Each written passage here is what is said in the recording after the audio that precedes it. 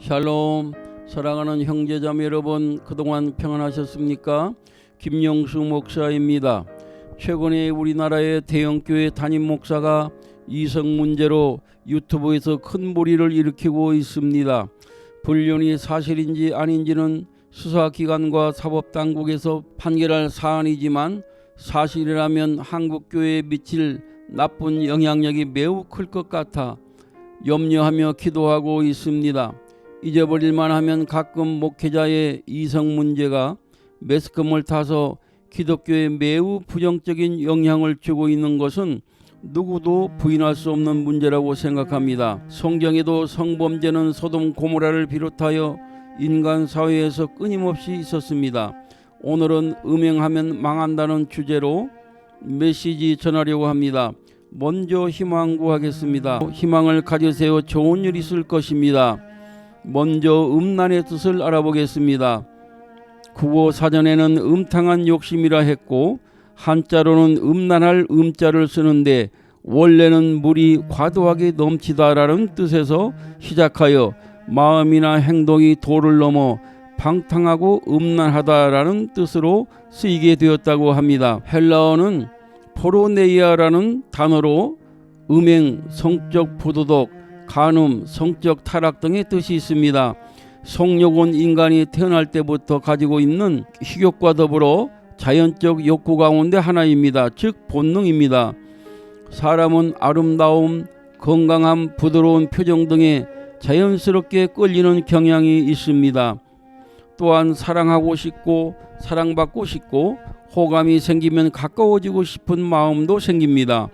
이것은 인간의 자연 본능이기 때문입니다. 그러나 주의할 점이 있습니다.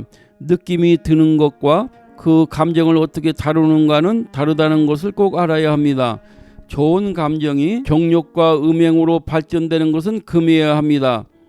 기독교에서는 부부 안에서의 사랑과 성은 귀하게 보나 음란, 간음, 정욕에 의해 타인을 대상으로 하는 것은 죄로 여깁니다.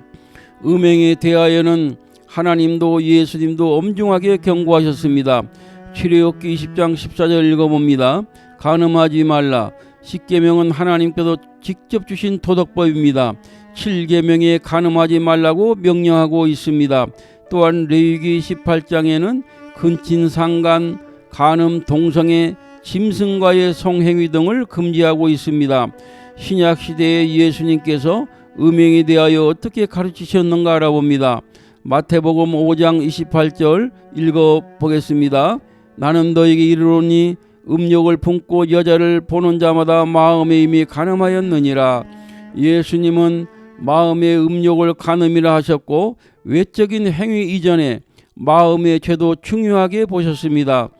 여기서 음욕은 인간의 본능적인 감정에 의하여 아름다운 여자에게 자연스럽게 눈길이 가는 것을 말하는 것이 아니라 성욕의 대상으로 삼으려고 적극적인 의도로 여자를 관찰하는 것을 뜻합니다.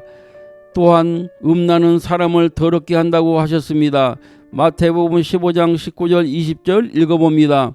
마음에서 나오는 것은 악한 생각과 살인과 간음과 음란과 도둑질과 거짓 증언과 비방이니 이런 것들이 사람을 더럽게 하는 것이요 씻지 않는 손으로 먹는 것은 사람을 더럽게 하지 못하느니라.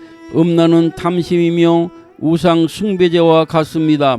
탐심이란 헬라어는 플레오넥시아이며 그 뜻은 더 많이 가지려는 끝없는 욕망입니다.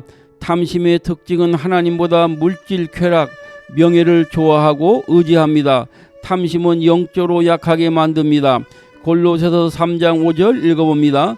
그러므로 땅에 있는 지체를 죽이라. 곧 음란과 부정과 사욕과 악한 정욕과 탐심이니 탐심은 우상 숭배니라. 탐심이 왜 우상 숭배죄와 같으냐 하면 하나님이 계셔야 할 마음의 중심에 돈, 쾌락, 세상 성공을 두었기 때문이며 성적 타락도 마찬가지입니다. 예수님은 누가복음 12장 15절에 보면 탐심을 물리치라고 말씀하셨습니다. 읽어보겠습니다. 그들에게 이르시되 삼가 모든 탐심을 물리치라. 사람의 생명이 그 소요에 넉넉한 데 있지 아니하니라 하시고, 출애굽기 20장 17절에도 10계명 중 10번째 계명에 내 이웃의 집을 탐내지 말며 이웃의 아내도 탐내지 말라고 하셨습니다. 탐심은 이웃의 것을 탐내어 공동체의 평안을 깨뜨리게 되고 이웃에게 상처를 주게 되니 성도는 마땅히 성적 탐심을 물리쳐야 하겠습니다. 하나님의 뜻은 성도의 거룩함입니다. 하나님께서 왜 성도들이 거룩하여지기를 원하실까요? 하나님이 거룩하시기 때문입니다. 레위기 19장 2절 읽어봅니다. 너는 이스라엘 자손의 온 회중에게 말하여 이르라. 너희는 거룩하라. 이는 나 여호와 너희 하나님이 거룩함이니라. 하나님 아버지께서는 자녀인 성도들이 하나님을 본받아 거룩할 것을 요구하십니다. 그런데 음란은 거룩한 신앙생활 하는데 최대의 장애물이며 대적이 됩니다. 또한 하나님을 알지 못하게도 합니다. 호세아서 5장 4절 읽어보겠습니다. 그들의 행위가 그들로 자기 하나님에게 돌아가지 못하게 하나니 이는 음란한 마음이 그 속에 있어 여호와를 알지 못하는 까닭이라. 물론 호세아서는 영적 음란을 말하기도 하지만 영적이든 육적이든 음란하면 하나님을 알지 못하게 합니다.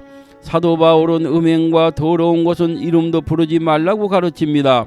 따라서 우리는 예수님 믿기 전에 이방인으로서 모르고 음란하게 살았다 할지라도 이제는 예수님 안에서 새로운 피조물이 되었으니 내 몸을 성령님이 계시는 성전인 줄 알고 주님을 위해 성결하게 보존해야 합니다.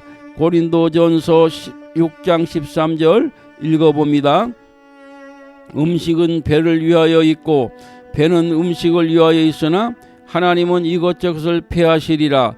몸은 음란을 위하여 있지 않고 오직 주를 위하여 있으며 주는 몸을 위하여 계시느니라. 음행죄를 범하면 하나님의 심판을 받습니다. 히브리서 13장 4절 읽어봅니다. 모든 사람은 결혼을 중히 여기고 침소를 더럽히지 않게 하라. 음행하는 자들과 간음하는 자들은 하나님이 심판하시리라. 바울 사도는 갈라디아서 5장 19절 이하에서 음행과 더러운 것과 호색함은 육체의 일이라 말하고 하나님 나라의 유업을 받지 못한다고 하였습니다. 따라서 우리는 하나님 앞에 죄가 되고 자신의 영혼도 망가지고 교회와 가족들에게 더 나아가 사회에 나쁜 영향을 주는 음행죄를 절대로 범하지 말아야 할 것입니다. 이제는 음행죄를 범한 사람에 대한 권면의 메시지를 전하겠습니다. 요한복음 8장 11절에 보면 간음하다 현장에서 붙잡혀 돌로 맞아 죽게 된 여인을 용서해 주시고 다시 죄를 범하지 말라고 예수님이 말씀하셨습니다. 음행을 한 여인도 죽을 자리에서 살려주셨지만 다시는 죄를 범하지 말라고 하셨으니 음행죄를 범한 사람은 침상과 요가 적시도록 눈물로 철저하게 회개한 다윗처럼 회개하고 다시는 음란죄를 범해서는 안 될 것입니다. 특히 목회자에게 권면은 목회는 성도들을 영적으로 돌보는 공적 직무이며 디모데전서 3장에서는 감독의 자격, 즉 교회 지도자의 자격에 있어서 책망할 것이 없고 한 아내의 남편이 한다고 규정하고 있습니다. 성범죄는 하나님의 영광을 가릴 뿐 아니라 교회의 거룩성을 무너뜨리고 하나님의 양들인 성도들도 불안해하고 신뢰를 하고 따를 수 없기 때문에 목회 직무는 중단하고 하나님을 위한 제2의 삶을 사는 것이 마땅하다고 생각합니다. 성도들도 성범죄자를 미워만 하지 말고 그도 큰 잘못을 저질렀지만 하나님 앞에 한 영혼이니 회개하고 세상을 하도록 그리고 재범하지 않도록 기도해주고 잘 이끌어 주어야 할 것입니다. 이제 마지막으로 초기 기독교 수도사들은 어떻게 음란 문제에 대처했는가 방법을 알아보고 저는 현재 47년째 목회하고 있습니다만 음란을 물리쳐온 제 나름대로의 방법을 전하고 메시지 마치려고 합니다. 초기 기독교 수도사들이 음욕을 이기는 방법이 몇 가지 있습니다. 첫째, 기도와 말씀 묵상에 집중하였습니다. 수도사들은 죄가 행동 이전에 생각으로 들어온다고 보았습니다. 그래서 음란한 사상을 오래 붙들지 않고 즉시 기도와 말씀으로 돌리려 했습니다. 시편을 암송하기도 하고 주 예수여 나를 불쌍히 여기소서 하고 짧은 기도를 반복하기도 하였습니다. 둘째, 한가함이 음욕을 키운다고 보고 노동, 필사, 봉사, 묵상을 규칙적으로 하였습니다. 셋째, 금식과 절제 생활을 하였습니다. 수도사들은 과한 음식, 술, 나태함이 정욕을 강하게 한다고 보고 소식 금식과 검소한 생활을 통하여 욕망을 절제하려고 하였습니다. 넷째, 하나님 사랑을 더 크게 하였습니다. 단순히 참아야지만으로 오래 버티기가 어렵다고 보고 예수님을 사랑하는 마음으로 욕망을 이기려 하였습니다.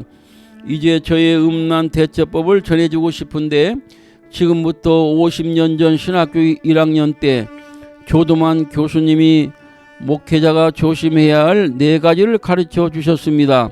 물질, 명예, 이성, 교만이었고 그 가르침이 저의 생각을 사로잡아 그때부터 지금까지 4가지를 조심하며 살아왔습니다.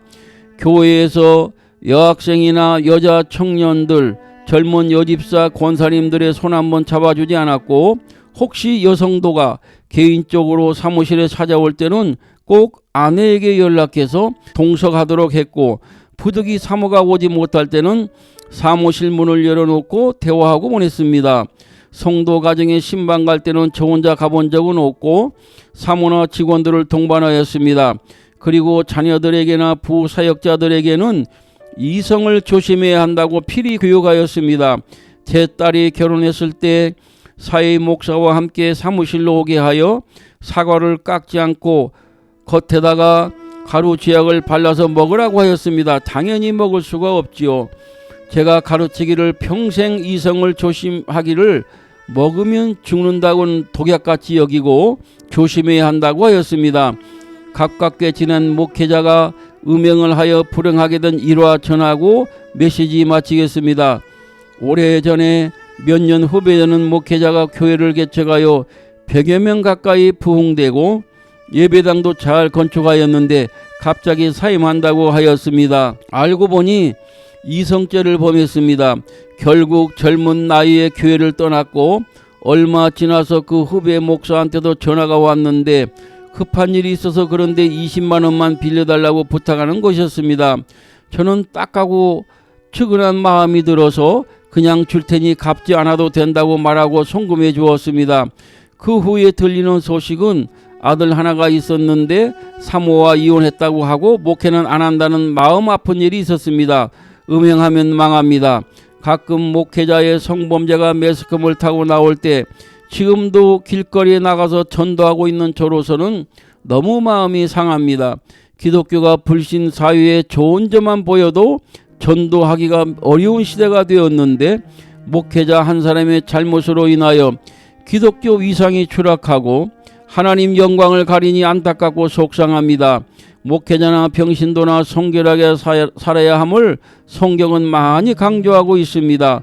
성범죄는 영적으로 보면 음란 마귀가 강하게 역사한다고 볼 수 있습니다. 우리 모두 성령 충만하여 영적으로 강하게 무장하여 초기부터 단호하게 음란한 생각 물리치고 승리해야 하겠습니다. 야고보서 4장 읽어봅니다. 그런즉 너희는 하나님께 복종할지어다 마귀를 대적하라 그리하면 너희를 피하리라. 기도하겠습니다. 거룩하신 하나님 아버지, 오늘까지 저희들을 지켜주심을 감사드립니다. 강단에서 말씀을 선포하는 주님의 종들과 성도들을 하나님의 일담으로 둘러쳐 주시고 우는 사자같이 삼킬자를 찾는 음란 마귀를 물리쳐 주시옵소서. 영적인 교만이나 나태함이 틈타지 않게 하시고 미디어가 범람하고 음란함이 만연되어 있는 이 세대 속에서 하나님의 백성들이 영적 각성을 하여 우리 몸이 하나님의 전인 줄 깨닫고 성결하게 지키게 하옵소서. 세상의 쾌락보다 하나님을 경외하는 즐거움이 더 크게 하옵소서. 존귀하신 예수님의 이름으로 기도드립니다. 아멘.